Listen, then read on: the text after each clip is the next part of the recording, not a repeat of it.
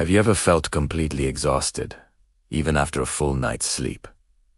You're not just tired, you're mentally drained. But what if I told you the reason isn't a lack of sleep or too much work? Your mind isn't tired, it's time traveling too much.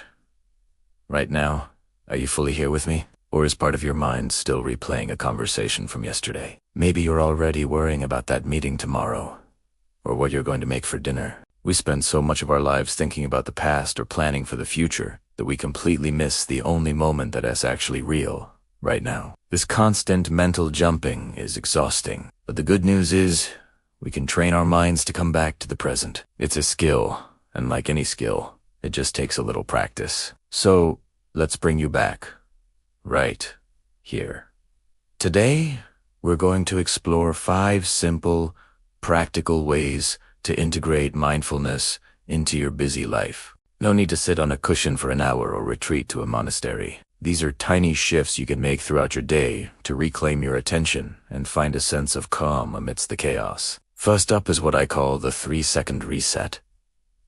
This is your emergency brake for a racing mind. It's so simple. You can do it anywhere, anytime. The next time you feel overwhelmed, anxious, or just completely lost in thought, I want you to just stop. Wherever you are, whatever you're doing. Now, look around and silently name 3 things you can see. It could be your coffee mug, a crack in the pavement, the way light hits a leaf. Just observe them without judgment. I see a blue pen. I see a dust particle floating in the air. I see the texture of the wood on my desk. That's it. In those 3 seconds, you've pulled your mind out of the abstract world of worry and grounded it in the physical reality of the present. Instant presence. It's a micro-meditation that short-circuits the anxiety loop. Try it right now. What are 3 things you can see? Next, let's talk about breathing. I know. Everyone says just breathe. But nobody tells you HOW to breathe to actually make a difference. The secret isn't just taking a deep breath. It's about the asterisk ratio of your inhale to your exhale. Most of us, especially when stressed, take sharp, quick breaths. We're in a low-grade state of fight or flight. To reverse this, you need to signal to your nervous system that you're safe. Here's how. Inhale gently through your nose for a count of, say, 4. Then exhale slowly through your mouth or nose for a longer count, like 6 or 8. The key is making your exhale noticeably longer than your inhale. This simple action activates the vagus nerve, which tells your brain and body to relax. It's a biological switch. A longer exhale tells your brain, we're safe. The danger has passed. You can do this in a meeting, in traffic, or while waiting in line at the grocery store. Nobody even has to know you're doing it. It's your personal, portable peacemaker. Our third technique is a real challenge in today's world. Do one thing at a time. Yes, just one. We've been sold the myth of multitasking, believing it makes us more productive. But research shows the opposite. When we multitask, we're not actually doing 2 things at once. We're rapidly switching our attention between tasks. This constant switching is mentally taxing and leads to more errors and less genuine accomplishment. So, I invite you to try single tasking. When you're eating, just eat. Don't scroll through your phone or watch TV. Taste your food. Notice the textures and flavors.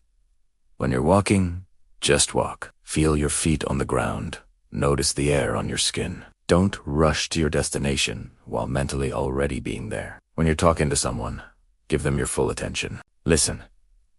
Don't plan your response while they're still speaking. Giving one task your full attention not only improves your performance, but also brings a profound sense of peace and satisfaction to even the most mundane activities. One task equals full attention, and full attention equals peace. The 4th idea is to turn your triggers into anchors. What's a trigger? It's an automatic, often unconscious, habit. And for most of us, the biggest trigger is our phone. How many times a day do you reach for your phone without even thinking about it? We can use this powerful, ingrained habit to our advantage.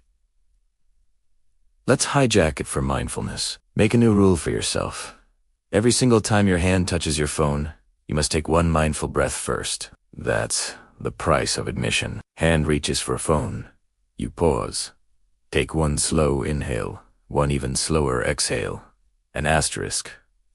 Then asterisk, you can unlock it. You're not forbidding the action. You're simply inserting a moment of awareness before it. Suddenly, an unconscious pull becomes a conscious choice. This tiny pause breaks the spell of reactivity. You might even find that after the breath, you don't actually need to check your phone at all. You can apply this to other triggers too. Every time you open the fridge, take a breath. Every time you get a notification, take a breath. You're using the same phone, the same fridge, but you're creating a whole new habit. Finally, and this might be the most important one, let's change how you end your day. So many of us go to bed with our minds still racing, scrolling through feeds or running through tomorrow's to-do list. This is a recipe for poor sleep and morning anxiety. Instead, let's create a simple closing ritual. Before you fall asleep, lying in bed, just ask yourself this one question.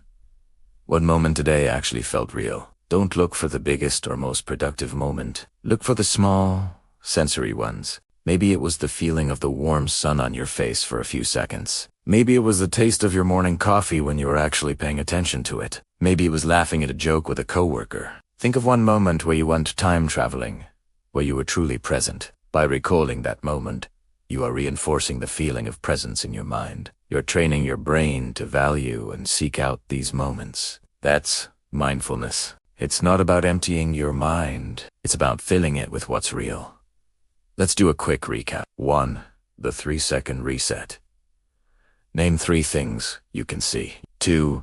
Breathe with longer exhales to signal safety to your brain. 3.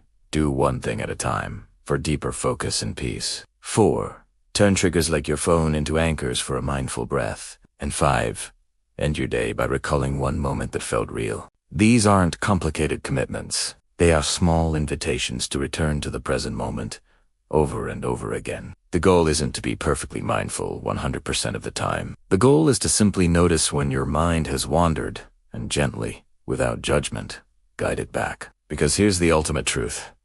You don't need more time in your day. You can't manufacture more hours. What you need is more asterisk. Presence asterisk in the time you already have. Presence is what turns a mundane moment into a memorable one. It's what transforms a simple meal into a nourishing experience. It's what allows you to truly connect with the people you love.